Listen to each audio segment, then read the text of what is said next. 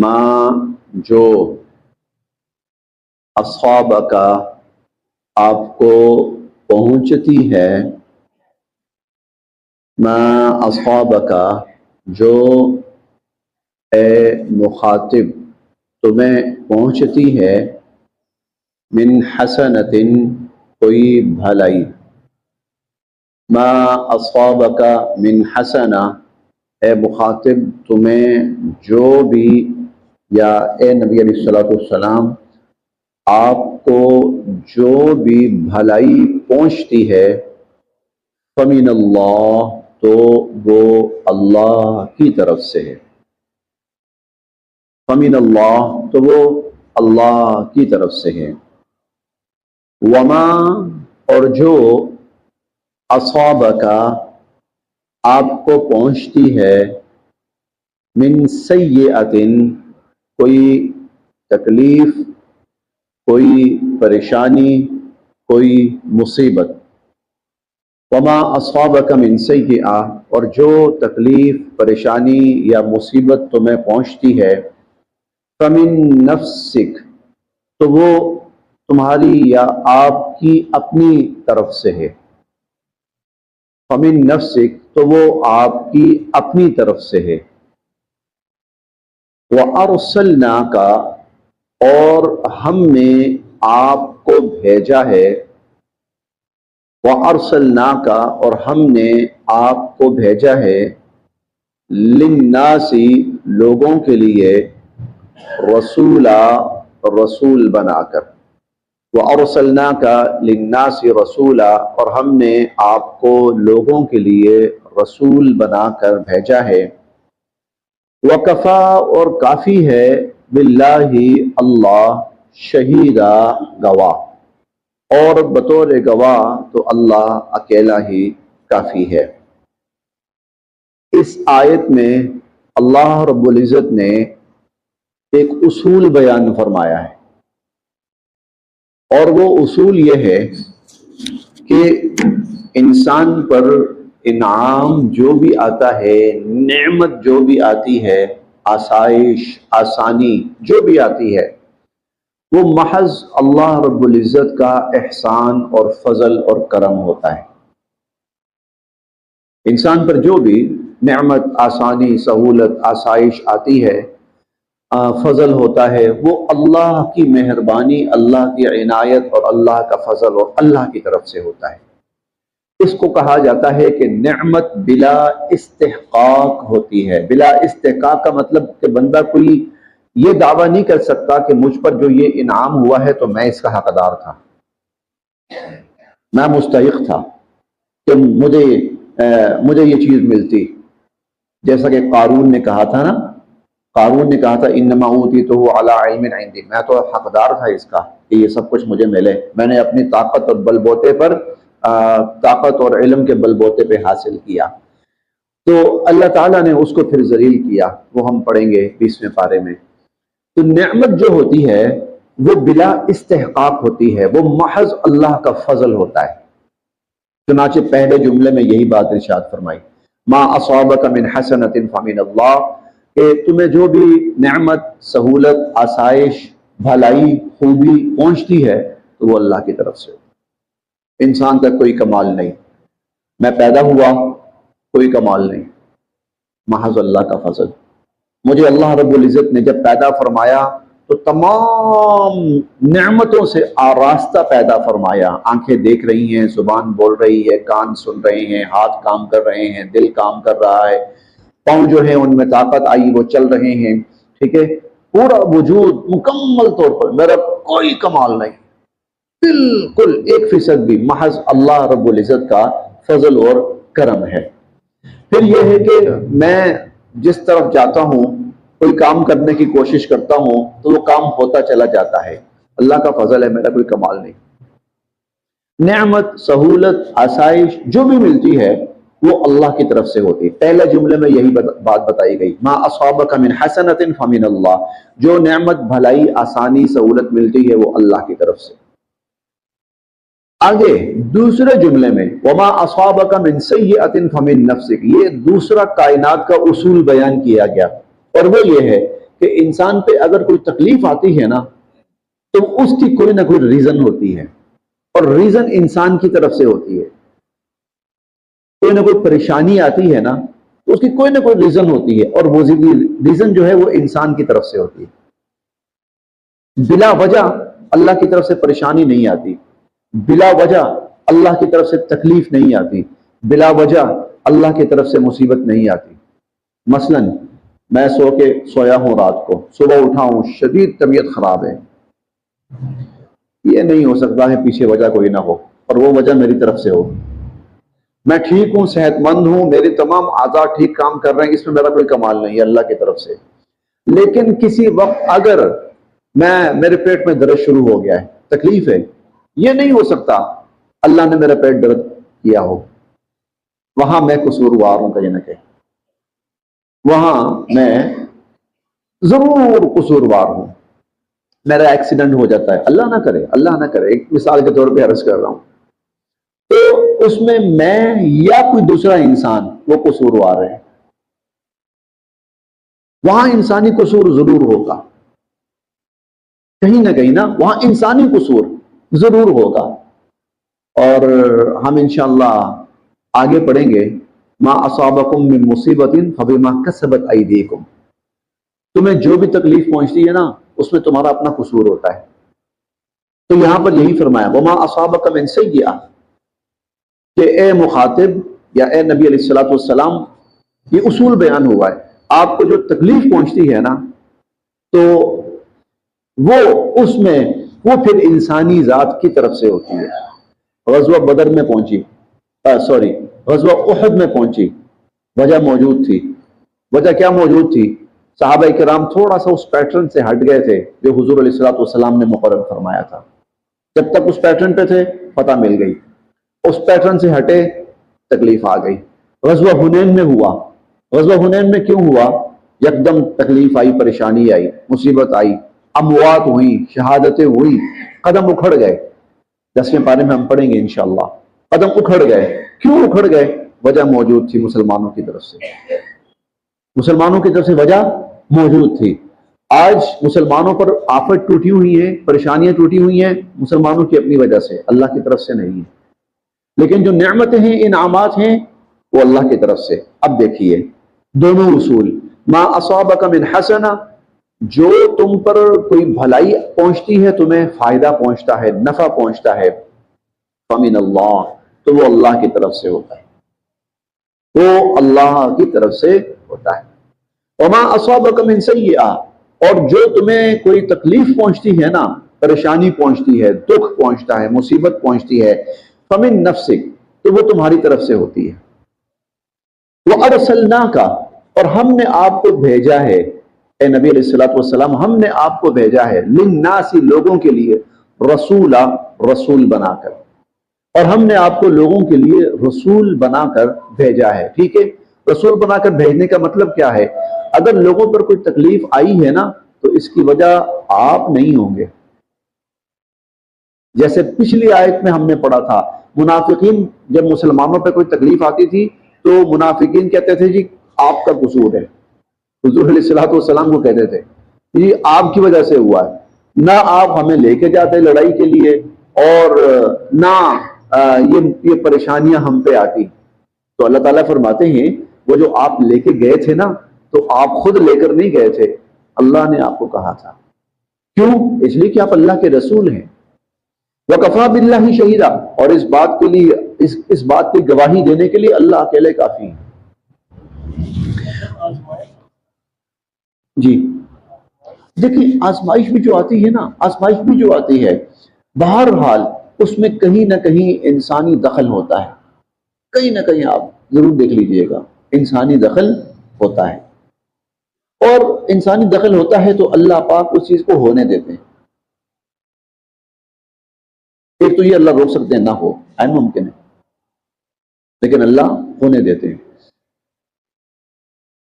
من یطع الرسول، من جو یطع فرما برداری کرے گا، اطاعت کرے گا، حکم مانے گا، الرسول رسول صلی اللہ علیہ وسلم کا، جو رسول صلی اللہ علیہ وسلم کی اطاعت کرے گا، جو رسول صلی اللہ علیہ وسلم کا حکم مانے گا، جو رسول صلی اللہ علیہ وسلم کی فرما برداری کرے گا، فقد یقیناً اطاع، اس نے اطاعت کی اللہ کی، یقیناً اس نے حکم مانا اللہ کا، یقیناً اس نے فرما برداری کی اللہ کی۔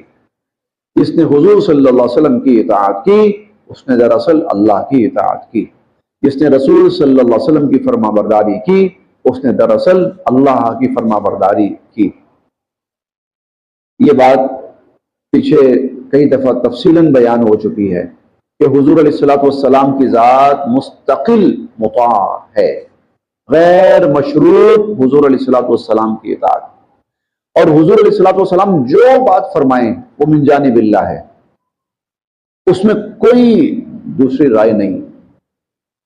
اللہ رب العزت نے انبیاء علیہ السلام کا جو معاملہ ہے، خاص طور پر نبی علیہ الصلوۃ والسلام کا معاملہ، وہ اتنا حساس بنایا ہے، اتنا حساس بنایا ہے کہ کئی دفعہ حضور صلی اللہ علیہ وسلم خواب دیکھتے تھے، خواب، آپ فرماتے تھے اللہ کا حکم ہے، خواب۔ ہم پیچھے بھی پڑھ کر آئے ہیں، یہ واقعہ ویسے 23ویں پارے میں ہے کہ حضرت ابراہیم علیہ السلام خواب دیکھا اپنے بیٹے کو ذبح کر رہا ہوں، حکم کوئی نہیں آیا، حکم نہیں آیا اے ابراہیم بیٹے کو ذبح کرو، بلکہ خود کہتے ہیں انی ارا اذبحک، میں یہ خواب میں دیکھتا ہوں کہ میں تمہیں ذبح کر رہا ہوں، حکم نہیں آیا، خواب دیکھا ہے۔ تو بیٹا کیا کہتا ہے؟ فَفْعَلْ مَا تُؤْمَرْ، ابا جان جو حکم اللہ کی طرف سے دیا گیا ہے آپ کو کیجئے، حکم تو دیا ہی نہیں گیا، حکم تو دیا ہی نہیں گیا، تو بیٹا یہ کیسے کہہ رہا ہے کہ جو حکم دیا گیا ہے وہ کریں؟ اس کی وجہ یہ ہے کہ نبی کا خواب بھی وہی ہوتی ہے، اور اللہ رب العزت نے نبی کے معاملے کو اتنا حساس بنایا ہے اس حوالے سے کہ کلیئرٹی رہے، کوئی شک و شبہ نہ رہے، اتنا حساس اور اتنا صاف اور اتنا واضح بنایا ہے اور اتنا محفوظ بنایا ہے کہ حضور علیہ الصلوۃ والسلام فرماتے ہیں اگر کوئی خواب میں مجھے دیکھے تو 100% سچی بات ہے کہ اس نے مجھے ہی دیکھا ہے۔ یہ نہیں ہو سکتا کہ شیطان انسان کو حضور علیہ الصلوۃ والسلام کی شبیہ دکھائے اور حضور کی شکل میں خواب میں آ جائے شیطان۔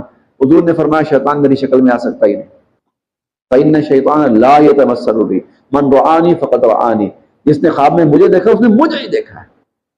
فَإِنَّ الشَّيْطَانَ لَا يَتَمَثَّلُ بِي، شیطان میری شکل میں آ سکتا ہی نہیں ہے۔ اس حد تک تو مَن يُطِعِ الرَّسُولَ، تو نبی کا جو معاملہ ہے بالکل واضح، جو بات زبان مبارک سے زبان نبوت سے ارشاد ہو گئی وہ حتمی ہے، وہ قطعی ہے، وہ یقینی ہے، اور اس کے لیے یہ شرط نہیں ہے کہ آیا اللہ تعالیٰ نے بھی اس پر کوئی بات کہی ہے یا نہیں کہی، اللہ تعالیٰ نے بھی اس پر کوئی بات کہی ہے، یہ کوئی شرط نہیں۔ جیسے بسا اوقات ہمیں مغالطہ ہو جاتا ہے کہ قرآن کریم میں تو ایسی کوئی بات نہیں آتی، حضور علیہ الصلوۃ والسلام نے فرمائی لیکن قرآن میں نہیں آتی، یعنی اللہ نے نہیں کہی، کوئی بات نہیں، حضور نے کہہ دیا ہے نا تو وہ ایسا ہی کوئی اللہ نے کہا ہے۔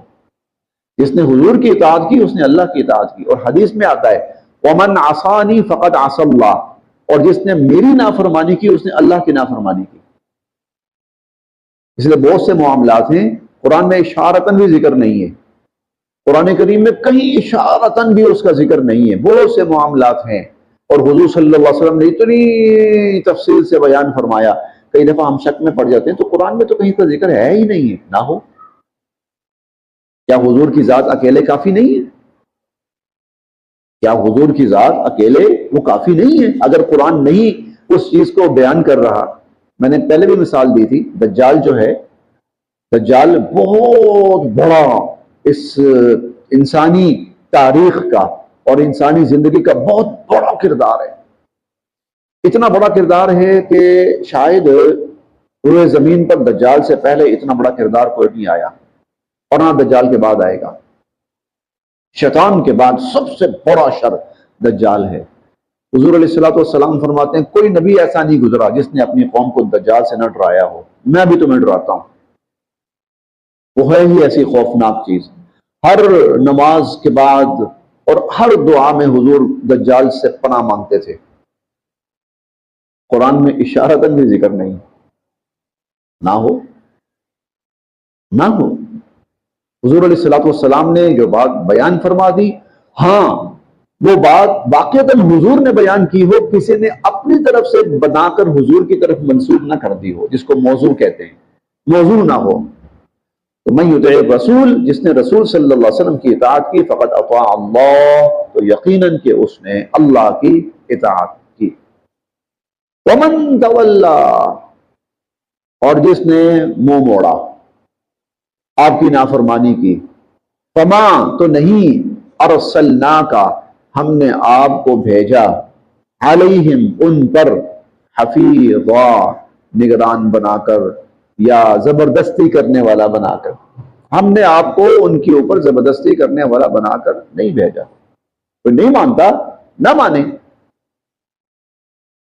جیسے ہم پڑھیں گے کہ آپ کا کام ہے پیغام پہنچا دینا، اور پھر ہمارا کام ہے حساب لینا. علیک البلاغ وعلینا الحساب. آپ کا کام اللہ کا پیغام پہنچا دے، اور ہمارا پھر کام کیا ہے؟ حساب لینا. تو اگر کوئی آپ کی بات نہیں مانتا اور منہ موڑتا ہے تو ٹھیک ہے، ہم نے آپ کو کوئی زبردستی کرنے والا بنا کر نہیں بھیجا. وَيَقُولُونَ، اور یہ لوگ کہتے ہیں، طاعہ، جی ہم نے آپ کی اطاعت کی، جی ہم نے بات مانی. وَيَقُولُونَ طاعہ، یہ لوگ کہتے ہیں ہم نے اطاعت کی. فَإِذَا، پھر جب، برزوا، روانہ ہوتے ہیں، من عندک، آپ کے پاس سے، جب آپ کے پاس سے روانہ ہوتے ہیں، واپس جاتے ہیں، بیتا، تو مشورے کرتے ہیں، طائفتن، ایک گروہ، منہم، ان میں سے، بیت طائفۃ منہم، تو ان میں سے ایک گروہ راتوں کو مشورے کرتا ہے، غیر، خلاف، الذی، اس کے، تقول، جو آپ نے فرمایا. بیت طائفۃ منہم غیر الذی تقول، تو ایک گروہ ان میں سے ایسا بھی ہوتا ہے جو کچھ آپ نے فرمایا ہوتا ہے نا، اس کے خلاف مشورے کرتا ہے. اب اس کو مشورے کے بجائے زیادہ مناسب یہ ہے کہ آپ کی بات کے خلاف وہ سازشیں کرتے ہیں. واللہ، اور اللہ تو، یکتب، لکھ رہے ہیں، ما یبیتون، جو یہ سازشیں کر رہے ہیں. واللہ یکتب ما یبیتون، جو سازشیں یہ لوگ کر رہے ہیں اللہ لکھ رہے ہیں. فاعرض، سو آپ نظر انداز کیجئے، عنہم، ان کو، آپ ان کی فکر چھوڑ دیجئے. وتوکل علی اللہ، اور اللہ پر بھروسہ کیجئے. وکفا، اور کافی ہیں، باللہ، اللہ، وکیلا، کارساز، اور کام سنوارنے کے لیے اور کام بنانے کے لیے اللہ اکیلے ہی کافی ہیں. افلا، کیا نہیں، یتدبرون، یہ لوگ غور و فکر کرتے، القرآن، قرآن میں. افلا یتدبرون القرآن، کیا یہ لوگ قرآن میں غور و فکر نہیں کرتے؟ یعنی قرآن کی حقانیت اس سے بڑھ کر اور کیا ہوگی کہ گھر بیٹھ کر چھپ کر جو سازشیں کرتے ہیں، صبح اللہ قرآن میں ان کی سازشوں کا بھانڈا پھوڑ دیتے ہیں. اس سے زیادہ سچائی والی بات اور کیا ہو؟ افلا یتدبرون القرآن، کیا یہ لوگ قرآن میں تدبر نہیں کرتے، غور و فکر نہیں کرتے؟ ولو، اور اگر، کانا، ہوتا، من عند غیر اللہ، عند، طرف، غیر، غیر، اللہ، اللہ، اگر یہ اللہ کے علاوہ کسی اور کی طرف سے ہوتا، اگر یہ قرآن اللہ کو چھوڑ کر کسی اور کی طرف سے ہوتا، لوجدوا، تو یہ لوگ پاتے، فیہ، اس میں، اختلافاً کثیرا، بہت بڑا اختلاف. اگر یہ قرآن اللہ کے سوا کسی اور کی طرف سے ہوتا تو یہ اس میں بہت بڑا اختلاف پاتے، یہ کہتے اوہو وہ فلاں موقع پر تو اللہ تعالیٰ نے یہ کہا تھا، اب اللہ تعالیٰ یہ کہہ رہے ہیں، کیا اللہ کو بھول گیا کہ پہلے کیا کہا تھا؟ آج نا سوشل میڈیا کا دور ہے، آج لوگوں کی باتیں جو ہیں نا وہ ریکارڈ ہوتی ہیں، بلکہ لوگ خود بھی ریکارڈ کرتے ہیں، دنیا بھی کرتی ہے۔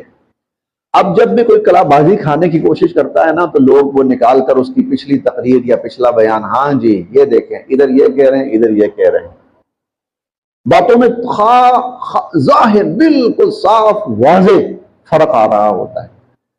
تو اللہ تعالیٰ فرماتے ہیں کہ اللہ کی تو اتنی بڑی یہ کتاب ہے، اتنے بڑے اللہ نے پورے نظاموں کو سمویا ہے، کتابوں کو سمویا ہے، اس کے اندر دنیا اور آخرت کو سمویا ہے۔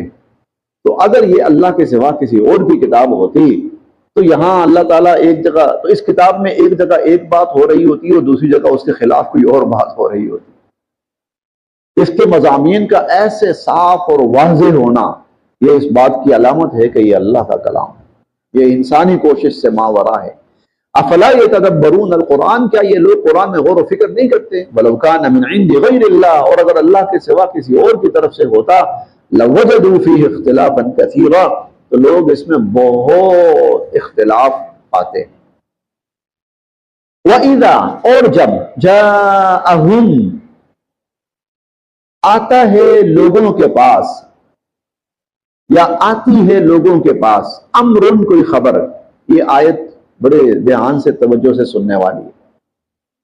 اس وقت جب یہ قرآن نازل ہوا اس وقت بھی اس کی ضرورت تھی، لیکن میں کم از کم یہ سمجھتا ہوں کہ اس سے زیادہ اس کی ضرورت آج ہے اس کو سمجھنے کی۔ وَإِذَا، اور جب جاءہم، آتی ہے لوگوں کے پاس، امرن، کوئی خبر، من الامن، امن سے متعلق، او الخوف، یا ڈر سے متعلق، خوف سے متعلق۔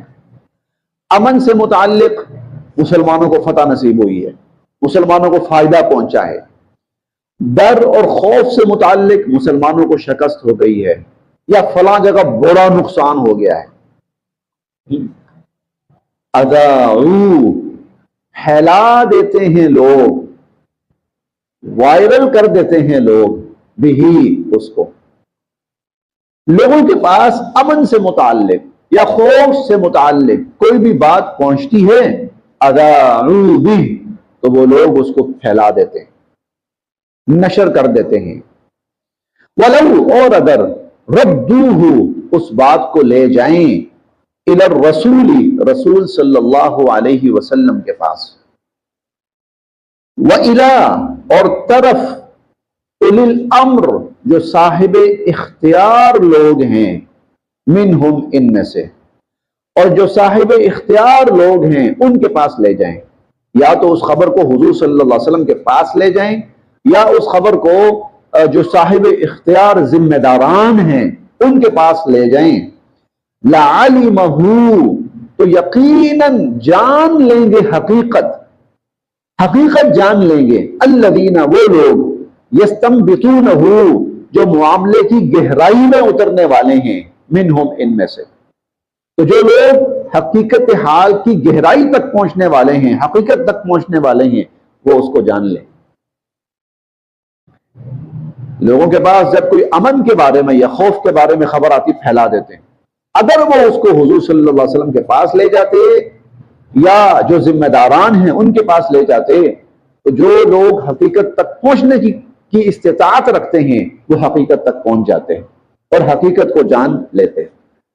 یہاں تک کی جو بات ہے اس کا خلاصہ یہ ہوا، اگر کوئی ایسی بات انسان تک پہنچتی ہے جس کے بارے میں کوئی 100% حتمی یقینی اس کے پاس علم نہیں ہے، تو جو ذمہ دار ہے اس تک پہنچا کے حقیقت معلوم کرنی چاہیے کہ اس میں حقیقت کیا ہے۔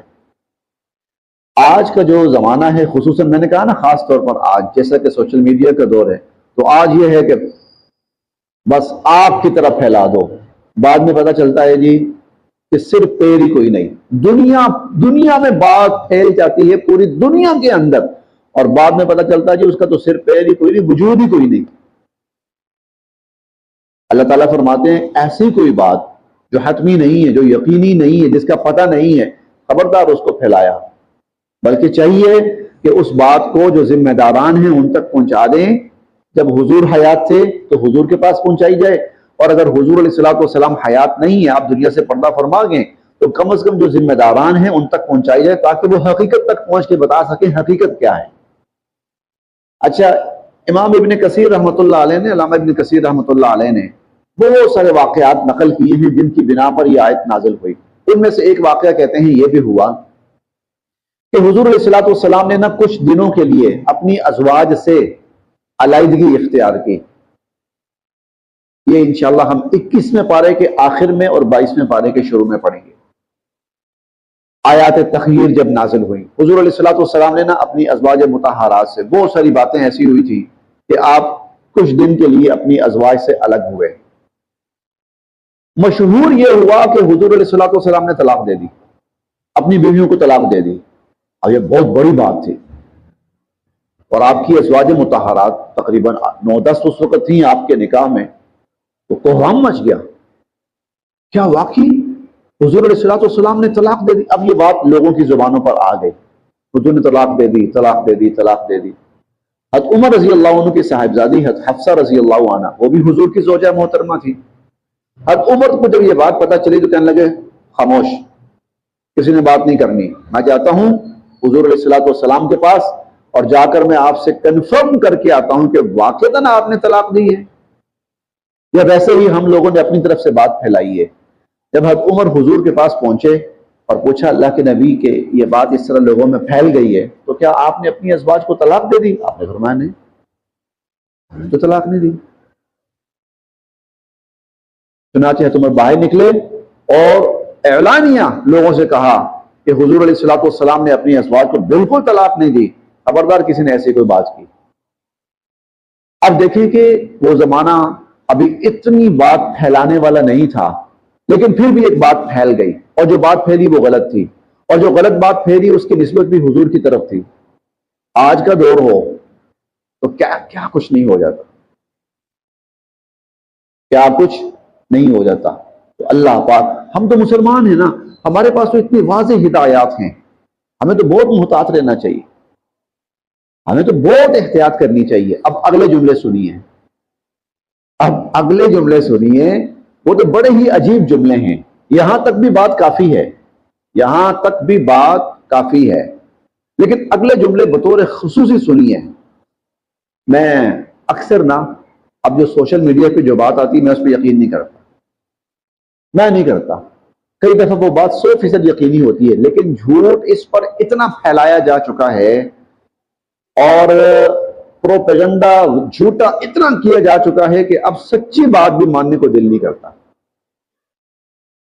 وَلَوْ، اور اگر، لا، نہ، فضل اللہ، اللہ کا فضل ہوتا، علیکم، تم پر، ورحمتہ، اور اس کی رحمت، اس کی عنایت، ولولا فضل اللہ علیکم ورحمتہ، اور اگر اللہ تعالیٰ کا فضل اور اس کی رحمت اور اس کی عنایت نہ ہوتی تم پر، لَاتَّبَعْتُمْ، تو تم پیچھے لگ جاتے، الشیطان، شیطان کے۔ یہ جھوٹی خبریں کون پھیلاتا ہے؟ شیطان۔ یہ تو اللہ کا فضل ہے کہ یہ اس زمانے کی بات ہے کہ اللہ پاک وہی نازل فرما کر حقیقت واضح فرما دیتے ہیں، اور حضور صلی اللہ علیہ وسلم حقیقت واضح فرما دیتے ہیں، اور ایسی ہدایات کے ذریعے اللہ نے تمہیں شیطان کے پیچھے لگنے سے بچا لیا۔ اگر اللہ کا فضل نہ ہوتا اور اس کی رحمت نہ ہوتی تو تم تو شیطان کے پیچھے لگ گئے تھے۔ اتبعتم الشیطان، تم تو شیطان کے پیچھے لگ گئے تھے، الا قلیلا، سوائے چند لوگوں کو چھوڑ کر، تھوڑے سے لوگوں کو چھوڑ کر، جو ہر سنی سنائی بات پہ یقین نہیں کرتے جب تک کہ وہ بات کنفرم نہ ہو جائے۔ اگر اللہ کا فضل اور اس کی رحمت نہ ہوتی، شیطان کیا چاہتا ہے؟ خصوصاً عموماً پوری دنیا اور خصوصاً مسلم ممالک کے اندر اور مسلمانوں کے درمیان شیطان چاہتا ہے غلط فہمیاں پھیلائے، شیطان چاہتا ہے غلط فہمیاں پھیلائے۔ تو اللہ تعالیٰ یہاں پہ فرما رہے ہیں نہیں، تم نے ایسے کسی غلط فہمی کا شکار نہیں ہونا۔ اگر تمہیں کوئی ایسی بات پہنچے جو اتنی واضح نہیں ہے، خبردار اسے 10 لوگوں تک نہ پہنچاؤ، کوئی خوشخبری نہیں ملنی، اسے 50 لوگوں تک نہ پہنچاؤ، کوئی خوشخبری نہیں ملنی، کوئی پیسے نہیں ملنے، بلکہ 50 لوگوں تک جھوٹ پھیلانے کا گناہ ملنا ہے اگر وہ غلط ہوئی بات۔ وَإِذَا، پھر دیکھیے اس آیت کو، وَإِذَا جَاءَهُمْ أَمْرٌ مِّنَ الْأَمْنِ أَوِ الْخَوْفِ، اور اگر ان لوگوں کے پاس کوئی خبر پہنچے امن سے متعلق یا خوف سے متعلق، اذاعوا بہ، تو اس کو پھیلا دیتے ہیں، وَلَوْ رَدُّوهُ إِلَى الرَّسُولِ، اور اگر خاص طور پر نا یہ جو مہینہ چل رہا ہے، اپریل کا مہینہ، اس کی جو 1 تاریخ ہوتی ہے نا، اس کے بارے میں خیر اب تو لوگ تھوڑا تھوڑا اس سے آگاہ ہو گئے ہیں، ورنہ کسی زمانے کے اندر تو یہ اپریل فول کے نام سے نا جھوٹ ہی پھیلایا جاتا تھا، اور کئی دفعہ لوگ یقین کر لیتے تھے۔ ہمارے خاندان میں ایک بہت بڑا واقعہ ہوا ہے، تب فون نہیں ہوتے تھے اتنے عام، اور فوری طور پر وہ جو تحقیق ہے وہ ممکن نہیں ہوتی تھی، بہت پرانی بات ہے، کوئی غالباً یہ 1990 یا 91 کی بات ہے۔ ہمارے ایک عزیز یہاں لاہور میں ہوتے ہیں، تو ان کے گاؤں میں خبر پہنچائی گئی کہ ان کا ایکسیڈنٹ ہوا اور وہ فوت ہو گئے، اور جب خبر پہنچی اس طرح کی تو ان کی جو والدہ تھی وہ بے ہوش ہو گئی، والدہ بے ہوش ہو گئی، کوہرام مچ گیا، اوہو۔ اب ظاہر ہے کہ پہلی بات تو ذہن میں یہی آئی کہ اگر ان کا انتقال ہو گیا ہے تو پھر ان کو ڈیڈ باڈی ان کی یہاں لائی جائے گی، گاؤں چکوال گاؤں ہے ان کا نا، وہاں لائی جائے گی، اور ڈیڈ باڈی وہاں لائی جائے گی تو اس کے لیے چلو بھائی انتظام شروع کرو، وہ تھا گاؤں دیہات سا ہے بالکل، تو انتظام شروع کرو، کہیں سے بڑی مشکل سے ٹینٹ لائے گئے، اچھا کہیں کوئی قبر کا انتظام شروع کر دیا۔ اب نا اتفاق کی بات کہ جب لوگ اکٹھے ہوئے نا، خبر پہنچی کہیں کبھی کہیں کوئی ادھر سے آیا، کوئی اس گاؤں سے آیا، کوئی اس گاؤں سے آیا، تو انہوں نے کہا جی یہ خبر پکی ہے نا؟ اب فون تو ہوتے ہیں کہ فوراً فون کھڑکائیں، فون تو کہیں ایک آدھ گھر کے اندر کہیں تھا تو تھا۔ اب انہوں نے نا جستجو شروع کر دی، کوشش شروع کر دی کہ کس طرح ہم لاہور والوں سے رابطہ کریں۔ اب 6-7 گھنٹے کے بعد رابطہ ہوا، تو رابطہ کر کے انہوں نے کہا جی یہ ہمیں اطلاع پہنچی اس طرح کہ فلاں کا ایکسیڈنٹ ہوا اور وہ فوت ہو گیا، ٹھیک ٹھاک ہے۔ اچھا اب وہاں ان لوگوں کو یقین نہ آئے کہ یہ ٹھیک ٹھاک ہے، تو پھر یہ جس کے بارے میں افواہ پھیلی تھی نا، یہ بندہ اپنے گھر والوں کو اور بہت سے رشتہ داروں کو، عزیزوں کو لے کر وہاں گیا کہ میں اپنی ماں کو اپنا چہرہ دکھاؤں کہ تیرا بیٹا زندہ ہے۔ جب یہ بچہ وہاں پہنچا ہے نا، بچہ تو خیر نہیں جوان تھی، جب پہنچا ہے وہاں پر تو پھر اس کی والدہ جانا تسلی ہوئی ہوگی کہ ماں ہوتی ہے، پھر اس کی تسلی ہوئی، تو دیکھیے کتنا وہ نقصان پہنچتا ہے۔ خدا نخواستہ اس کی والدہ کسی صدمے سے، کسی بڑے نقصان سے دوچار ہو سکتی تھی، اور ایسا ہوا بھی ہے۔ جھوٹی اطلاع، جھوٹی خبروں پر کئی دفعہ ماں یا باپ یا کسی کا ہارٹ اٹیک ہوا، وہ مر بھی گیا۔ وَإِذَا جَاءَهُمْ أَمْرٌ مِّنَ الْأَمْنِ، جب ان کے پاس کوئی خبر پہنچتی ہے امن سے متعلق یا خوف سے متعلق، أَذَاعُوا بِهِ، تو اس کو پھیلا دیتے ہیں، وائرل کر دیتے ہیں۔ وَلَوْ رَدُّوهُ إِلَى الرَّسُولِ، اگر اس خبر کو رسول صلی اللہ علیہ وسلم تک پہنچائیں، وَإِلَىٰ أُولِي الْأَمْرِ مِنْهُمْ، اور جو صاحب اختیار ہیں ان تک پہنچائیں، لَعَلِمَهُ الَّذِينَ يَسْتَنبِطُونَهُ مِنْهُمْ، تو جو لوگ حقیقت تک پہنچنے والے ہیں نا، وہ اس کی حقیقت کو جان لیں۔ وَلَوْلَا فَضْلُ اللَّهِ عَلَيْكُمْ وَرَحْمَتُهُ، اور اگر اللہ کا فضل اور اس کی رحمت تمہارے شامل حال نہ ہوتی، لَاتَّبَعْتُمُ الشَّيْطَانَ إِلَّا قَلِيلًا، تو تھوڑے سے لوگوں کو چھوڑ کر باقی تم سب شیطان کے پیچھے لگ جاتے۔